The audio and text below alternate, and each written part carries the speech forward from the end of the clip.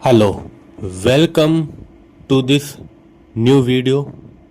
10वीं क्लास के सभी स्टूडेंट का मोस्ट वेलकम।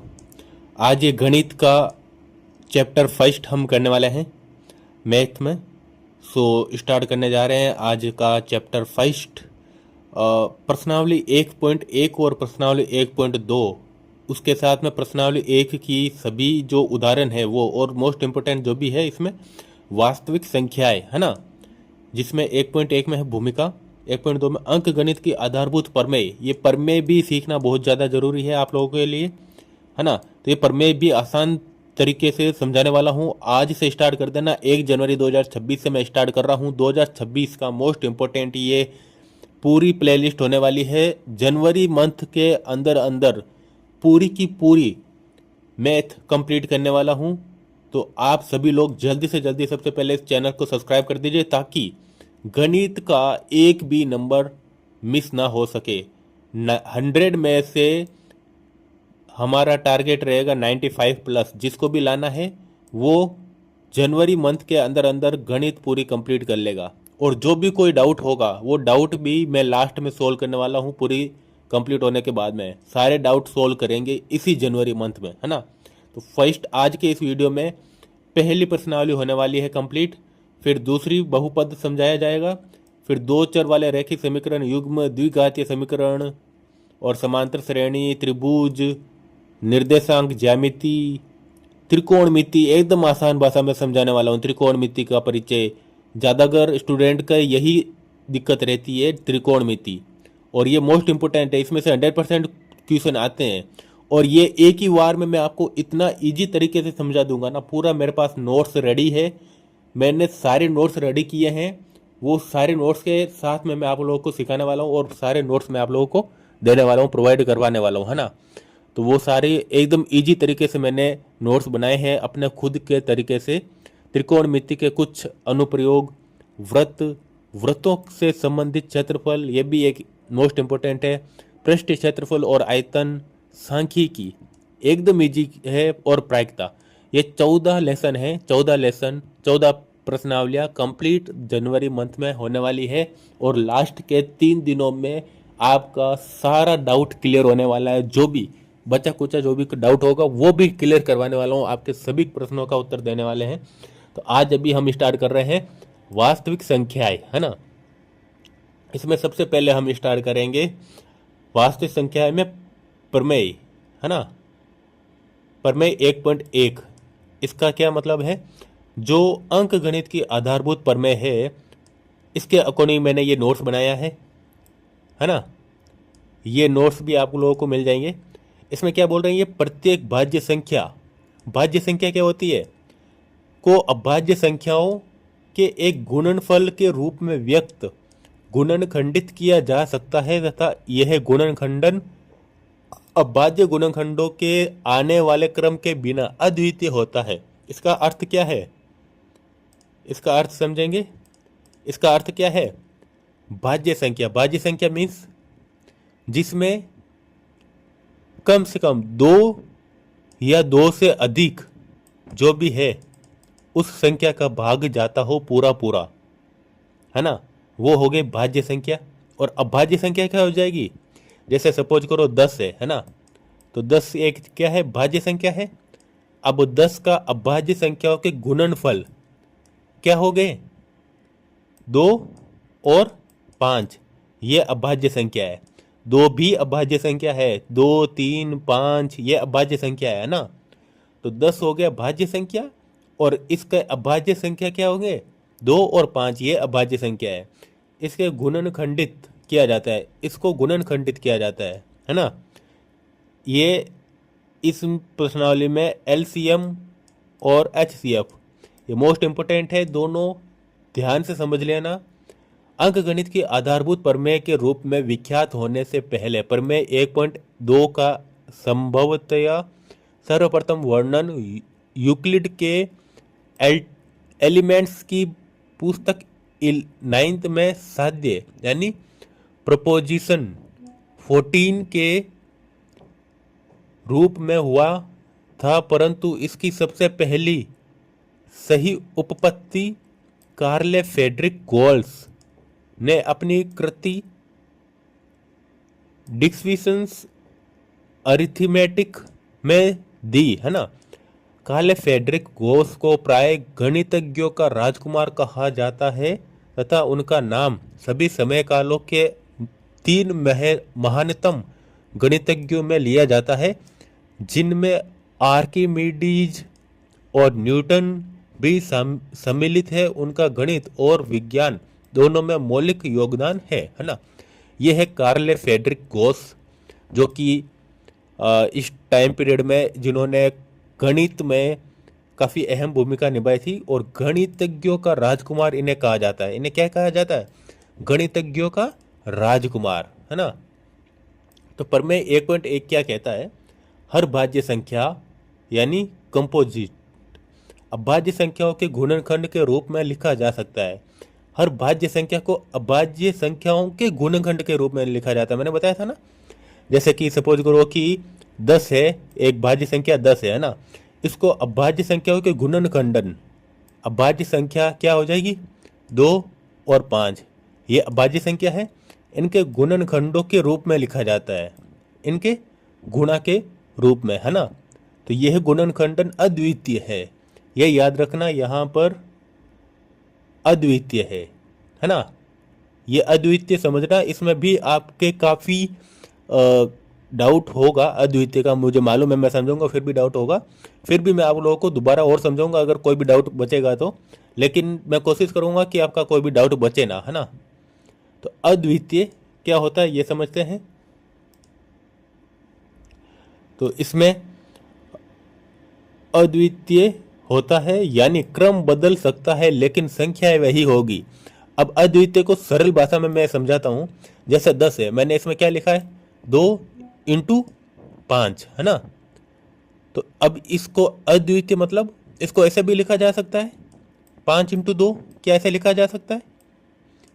इसका मतलब क्या हुआ? अद्वितीय तरीके से, अद्वितीय गुणनखंडन है ना। इसको ऐसे भी लिख सकते हैं और ऐसे भी लिख सकते हैं, है ना। तो ये अद्वितीय है। अगर हम 5 × 2 करेंगे तो इसका मान भी 10 ही आएगा, और 2 × 5 करेंगे तो भी इसका मान भी 10 ही आएगा। ये दोनों 10 ही आएगा, है ना। तो इसमें कोई भी फर्क नहीं पड़ेगा। इसका मतलब होता है ये यूनिक है, अद्वितीय है ना। अब आसान शब्दों में कोई भी बड़ी संख्या, आसान शब्दों में कैसे समझेंगे? कोई भी बड़ी संख्या अंत में 2, 3, 5, 7, ये क्या है? ये कौन सी संख्या है बताओ जरा? 2, 3, 5, 7, ये अभाज्य संख्या है। अभाज्य, ये भाज्य नहीं है, ये अभाज्य संख्या है ना। जैसी अभाज्य संख्याओं से ही बनती है ना। अंत में इन्हीं अभाज्य संख्याओं से बनती है, ठीक है। अभाज्य संख्या क्या है? अब ये समझते हैं। जो संख्या सिर्फ एक और खुद से ही विभाजित होती है, यानी कि जैसे सपोज करो 13 एक संख्या है, ठीक है। क्या ये भाज्य या अभाज्य? इसका कैसे पता चलेगा? यानी कि इसका पूरा पूरा भाग या तो 1 में जाएगा, 1 से, या 13 से जाएगा। इसके अलावा 1 और 13 के बीच में किसी भी संख्या से इस संख्या का पूरा पूरा भाग नहीं जाएगा। कैसे? सपोज करो 14 है, अब ये अभाज्य है या भाज्य है? कैसे पता चलेगा? इसका भाग 7 में जाता है, बराबर 2 में जाता है 14 का, 7 में भी जाएगा, 2 में भी जाएगा, यानी कि 7 × 2, है ना। ये गुणनखंड बन जाएगा, यानी कि ये भाज्य हो गया, और 7 और 2 है वो अभाज्य है ना। ये देख लो, 7 और ये 2, इन्हीं संख्याओं से मिलकर भाज्य संख्या बनती है। भाज्य संख्या के गुणनखंड अभाज्य संख्या होते हैं, है ना। उदाहरण से समझते हैं। उदाहरण पहला है 36 का गुणनखंडन करो। अब 36 का गुणनखंड करते हैं हम। इसमें एक और तरीका समझना कि ये अद्वितीय कैसे होता है, ये भी हम इन्हीं उदाहरण से समझेंगे, है ना। तो इसका क्या मतलब होगा? 36 का गुणनखंड करने के लिए सबसे पहले हम देखेंगे, 1 का तो भाग देना ही नहीं है क्योंकि उसका तो जाएगा ही। उसके बाद में 2 का भाग, क्या 2 का भाग जाता है 36 में? जी हाँ, जरूर जाता है। कितनी बार? कितने? 18, पीछे 18 बचेंगे, 2 से अगर भाग देंगे 36 का तो कितने आएंगे? 18। 18 इंटू 18, 18 इंटू 2 कितने होंगे? 36। तो ये बचे 18। अब 18 में भी जाता है 2 का भाग? जी हाँ, जरूर जाता है। पीछे बचे 9, तो ये आ गया 9। अब 9 में जाता है 2 का भाग? नहीं। 3 का भाग जाता है? हाँ जाता है।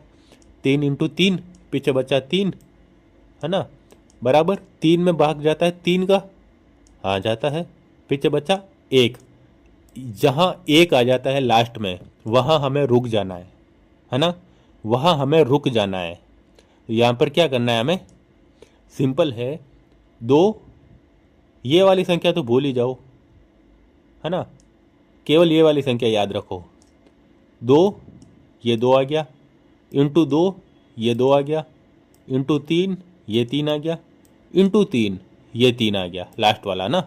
तो 2 इंटू 2 इंटू 3 इंटू 3, ये हो गया 36 का गुणनखंडन, है ना। कोई भी संख्या हो, मैं यहाँ पे फिर से लिखता हूँ 36। इसका भाग किस में जाएगा? 2 में जाएगा। 2 में कितनी बार जाएगा? 18 बार जाएगा। ठीक है, 18 लिख दिया। अब ये क्या है, कितनी बार गया? 18 बार गया ना, तो यहाँ पे लिखेंगे 18 बराबर 18 में 2 का भाग जाता है? जी हाँ, बिल्कुल जाता है। तो कितनी बार जाता है? कितनी बार जाएगा? 2 इंटू कितने करेंगे कि 18 आ जाएंगे?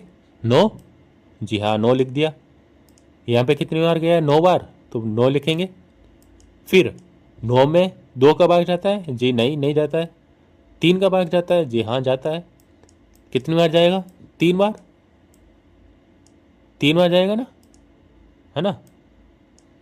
तो 3 बार गया बराबर 3 लिख दिया यहाँ। अब 3 में 3 का भाग जाता है? 2 का नहीं जाता ना, तो 3 का जाएगा। फिर कितनी बार जाएगा? 1 बार, यहाँ पे लिख दिया 1। अब ध्यान देना, मोस्ट इम्पोर्टेंट, जो मल्टीप्लाइस के इस साइड में है इस संख्या को भूल जाओ, ठीक है। जो इस साइड में इस संख्या को लिख लो। क्या लिखेंगे हम? 2 into 2 into 3 into 3, 2 into 2 into 3 into 3, ये हो गए 36 के गुणनखंडन, है ना। इसी तरह से हम करेंगे 60 के गुणनखंड। अब 60 के करना है तो कैसे होगा? 60 में 2 का भाग जाता है? जी हाँ, जाता है। कितनी बार जाता है? 30 बार जाता है। तो यहाँ पर आ गया 30। 30 में 2 का भाग जाएगा? जी बिल्कुल जाएगा। 15 बार जाएगा?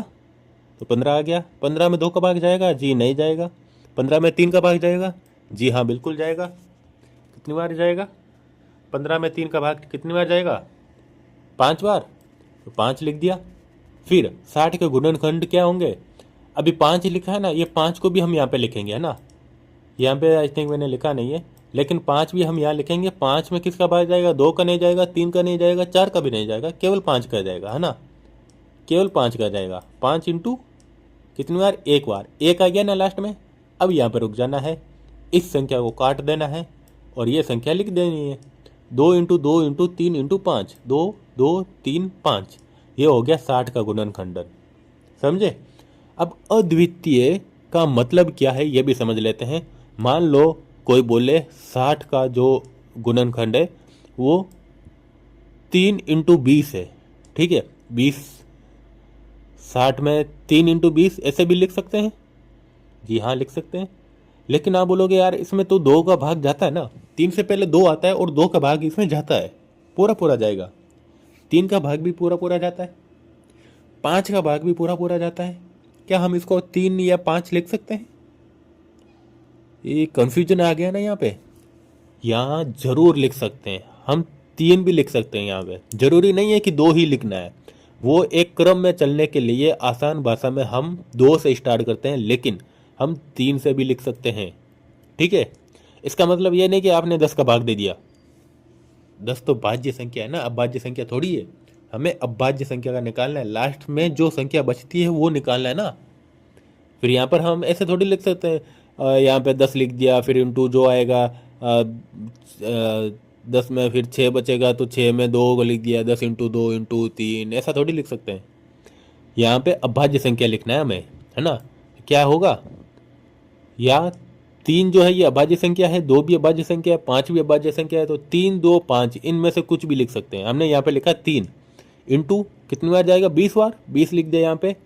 20 में 4 किसका भाग जाएगा, 4 का, पीछे बचा 5, तो यहाँ पे लिखेंगे 5, फिर लास्ट में 5 में एक बार भाग जाएगा, ओके 1 आ गया। ठीक है, अब यहाँ पे समझने वाली बात यह है कि यहाँ 3 इंटू 4 इंटू 5 आया है ना, लेकिन ये तो भाज्य संख्या है। ध्यान देना, ये भाज्य संख्या है, अभाज्य संख्या नहीं है। हमें अभाज्य संख्या ही लिखनी है गुणनखंड में। तो इसको तोड़ेंगे और इसको क्या लिख सकते हैं, 2 इंटू 2, 2 की पावर 2 होती है, ये 4 जो होता है वो 2 की पावर 2 होती है, 2 इंटू 2 ऐसे लिख सकते हैं। ये आ गया 2 इंटू 2, ये आ गया 3, ये आ गया 5। क्या हम इसी समीकरण को ऐसे लिख सकते हैं, 3 इंटू 2 इंटू 5 इंटू 2, क्या ऐसे लिख सकते हैं? इसमें आगे पीछे कर दिया है ना, ये 2 इंटू 2 है, ये 2 इंटू 2 आ गया, 5 इसमें है, 5 ये आ गया, 3 इसमें है, 3 ये आ गया। क्या ऐसे लिख सकते हैं? ऐसे लिखने से ऐसा थोड़ी है कि इसका मान 80 70 या ऐसा कुछ आ जाएगा। 60 के अलावा कोई दूसरा मान थोड़ी आएगा, 60 ही आएगा ना। इसको सोल्व करेंगे तो 60 ही आएगा, इसको भी सोल्व करेंगे तो 60 ही आएगा। यानी कि हम इसको अलग अलग तरीके से लिख सकते हैं, ऐसे भी लिख सकते हैं, ऐसे भी लिख सकते हैं, लेकिन हमें इसको अभाज्य संख्या में तोड़ कर लिखना होगा, है ना। तो हमें इसको 2 इंटू 2 में करना होगा, 3 इंटू 2 इंटू 2 इंटू 5, ऐसे भी लिख सकते हैं ना। तो कैसे भी लिखो, लेकिन अगर हम ऐसे लिखेंगे तो ये एक सही तरीका माना जाता है, जिससे कि गलत तो ये भी नहीं है ना, गलत ये भी नहीं है। लेकिन अब कुछ स्टूडेंट बोलेंगे क्या ये लिखेंगे तो नंबर कटेंगे? मैं आपको साफ साफ बता देना चाहता हूँ, अगर आप ऐसे लिखोगे ना तो नंबर नहीं कटेंगे। लेकिन सपोज करो कोई टीचर हो जिसको मतलब ऐसे ही 10वीं क्लास की नोटबुक चेक कर रहा हो और उसने देखकर तुरंत जल्दबाजी में कर रहा हो, तो वो नंबर काट सकता है। लेकिन सही तरीका है, रियल में इसमें कोई नंबर नहीं काट सकता, कोई भी नंबर काट देगा। टीचर होगा ना वो नंबर काट सकता है, लेकिन ये तरीका सही है, इसमें नंबर नहीं काटना चाहिए में और काटने में फ़र्क होता है। कोई भी टीचर को अगर ये आंसर नहीं दिखेगा, ये आंसर दिखेगा ऐसा, तो उसको गलत लगेगा, लेकिन गलत है नहीं है ना। तो आपको अभाज्य संख्या के गुणनखंड ऐसे ही लिखना है ना। अब यानी तरीका अलग हो सकता है, लेकिन अंतिम अभाज्य संख्याएं हमेशा वही होगी। इतिहास से जुड़ी कुछ जानकारी यहाँ पे देख लेते हैं। इस प्रमेय को व्यवस्थित रूप से कार्ल फ्रेडरिश गोस ने अपनी पुस्तक दिस अर्थमेटिक में प्रस्तुत किया है ना। उन्हें अक्सर गणितज्ञों का राजकुमार कहा जाता है। माइंड मत करना, लेकिन अभी मैं ये जो छोड़ रहा हूँ ना, अभी जुकाम जोड़ा लगा है, फिर भी मैं बना रहा हूँ ये वीडियो आप लोगों के लिए। तो ये ज़रूरी नहीं है जानकारी, और ये एग्ज़ाम में भी नहीं आएगा, केवल मैं आपको बता रहा हूँ आपकी जानकारी के लिए, है ना। महान गणितज्ञों में उनका नाम आर्चिमेड्स और इसाक न्यूटन, आइजैक न्यूटन के साथ लिया जाता है ना। एग्जाम में कैसे लिखें, 2 से 3 नंबर का क्वेश्चन आता है, उत्तर लिखने का सही तरीका मैं आपको बताता हूँ। जैसे कि अगर 1-2 नंबर का आएगा तो 1 लाइन में या 2 लाइन में अगर लिखना होगा तो आप ऐसे लिख सकते हो, प्रत्येक भाज्य संख्या और अभाज्य संख्याओं के गुणनफल के रूप में व्यक्त किया जा सकता है।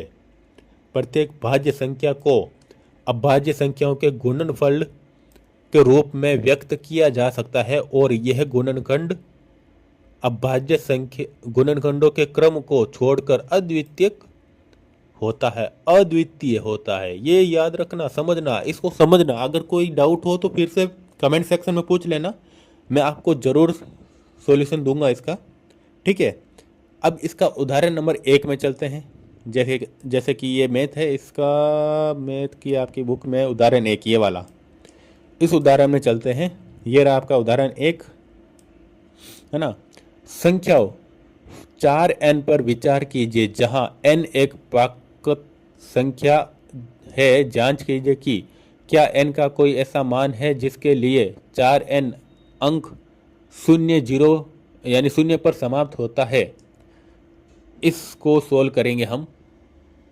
इसमें समझो, यदि किसी n के लिए संख्या 4n 0 पर समाप्त होता है, 0 पर समाप्त होगी, तो वह 5 से विभाज्य होगी। इसका अर्थ क्या है? अगर यहाँ 4n है, ठीक है, ये है 4n, ठीक है। अब इसमें क्या पूछा है? यदि किसी से n के लिए संख्या 4n 0 पर समाप्त होगी तो वह 5 से विभाज्य होगी। क्यों होगी? इसका मतलब समझना। अगर 0 पर समाप्त होती है, ठीक है, 0 पर समाप्त होने के लिए 5 या 2 से विभाज्य होना जरूरी है, ठीक है। अगर 2 या 5 से विभाज्य होगा तो ही वो 0 पर समाप्त होगी वो संख्या। 3 से मल्टीप्लाई करेंगे तो वो 0 पर समाप्त नहीं होगी, 4 से करेंगे तो भी नहीं होगी, 6 से फिर भी नहीं होगी, 5 से ऊपर तो वैसे भी नहीं होगी। तो 5 या 2, यही 2 मात्र हमारे पास उपाय है ना। अब इसमें भी ध्यान देना, 5 क्यों है यहाँ पर, 2 क्यों नहीं है, ये भी ध्यान देना। अर्थात 4n के अभाज्य गुणनखंडन में अभाज्य संख्या 5 आनी चाहिए। यह संभव नहीं है क्योंकि 4n में क्या है, 4 में क्या है, 2 की पावर n, ऐसे भी लिख सकते हैं इसको। सही है, ये भी सही है ना। इसी कारण 4n के गुणनखंडन में केवल अभाज्य संख्या 2 ही आ सकती है। इसके गुणनखंड में क्या संख्या आ रही है? 2 इंटू 2, है ना, तो आ सकती है। अंक गणित की आधारभूत प्रमेय की अद्वितीय का हमें यह निश्चित कराती है कि 4n के गुणनखंडन में 2 के अतिरिक्त कोई अन्य अभाज्य गुणनखंडन नहीं है। इसीलिए ऐसी कोई संख्या n नहीं है जिसके लिए 4n अंक 0 पर समाप्त होगी। आप पिछली कक्षाओं में यह पढ़ चुके हैं कि 2 धनात्मक पूर्णांकों के HCF और LCM अंकगणित की आधारभूत प्रमेय का प्रयोग करके किस प्रकार ज्ञात किए जाते हैं। ऐसा करते समय इस प्रमेय के नाम का उल्लेख नहीं किया गया था। इस विधि को अभाज्य गुणनखंडन विधि, प्राइम फैक्टोरिजेशन मेथड भी कहते हैं। आइए एक उदाहरण की सहायता से इस विधि को पुनः याद करें। अब ये उदाहरण है, संख्या क्या है? 4n, 4 की पावर n है यहाँ पे, जहाँ n एक प्राकृतिक संख्या है ना। जांच करनी है हमें। क्या जांच करना है? क्या कोई ऐसा मान n का हो सकता है जिससे 4n का अंक 0 पर समाप्त हो, है ना। अब अंक जो है वो 0 पर समाप्त हो, ये हमारे पास में कंडीशन है। इसका अर्थ क्या है? कोई संख्या 0 पर तभी समाप्त होती है जब वह 5 से विभाज्य हो। अगर 5 से विभाज्य होगी तो ही वो 10, 20, 30, 40, 50, 60 ऐसे इससे विभाज्य होने पर ही वो 0 पर समाप्त हो रही है ना। 25, 125 से 0 पर समाप्त नहीं हो रही है, लेकिन 5 से विभाज्य है, 5 से विभाज्य हो रही है। ये भी हमें केवल 0 पर समाप्त होने वाली संख्या देखनी है जो किससे विभाज्य हो रही है? 5 से, है ना। अब स्टेप बाय स्टेप इसका समाधान लिखते हैं। मान लो अगर किसी n के लिए 4n बराबर 0 पर समाप्त होती है तो 4n 5 से विभाज्य होगी, है ना। अब 4n को लिखो, 4n को कैसे लिख सकते हैं? 2 की पावर n, ऐसे लिख सकते हैं, मैंने बताया था, की पावर n, है ना। यानी 4n में सिर्फ अभाज्य संख्या 2 ही है, 2 मल्टीप्लाई बाय 2, केवल अभाज्य संख्या 2 ही है।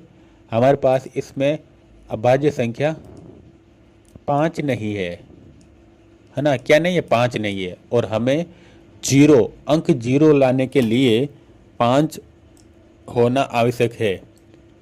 0 पर समाप्त होने के लिए 5 चाहिए हमें, है ना?